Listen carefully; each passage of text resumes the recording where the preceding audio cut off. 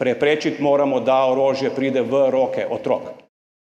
Če se spomnite, je ravno ta zbor gostil otroški parlament.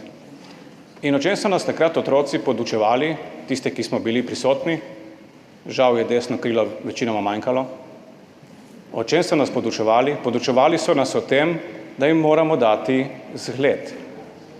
Če želimo preprečevati medvrstniško nasilje, se moramo začeti mi temu primerno obnašati.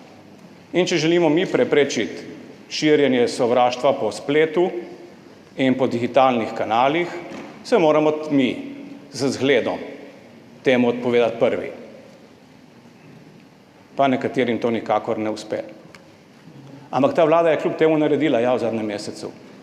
Pripravljeni so normativi in celo usklajeni s šolskim sindikatom. Normativi, ki bodo ojačali ravno socialno funkcijo socialnih delavcev, zato da bomo imeli na področju medvrstniškega nasilja strukturo v šolah, ki bo lahko nudila učinkovito podporo komu? Našim otrokom. To je tisto ključno, kar so tudi otroci tle v otroškem parlamentu nam sporočili, ko so bili z nami.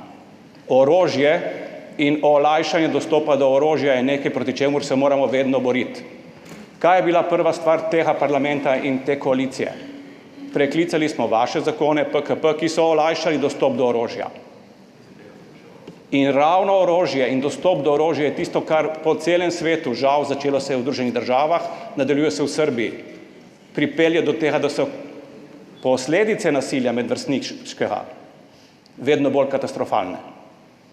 In to je ena točka, na kateri ne bomo imeli popolnoma nobene tolerance.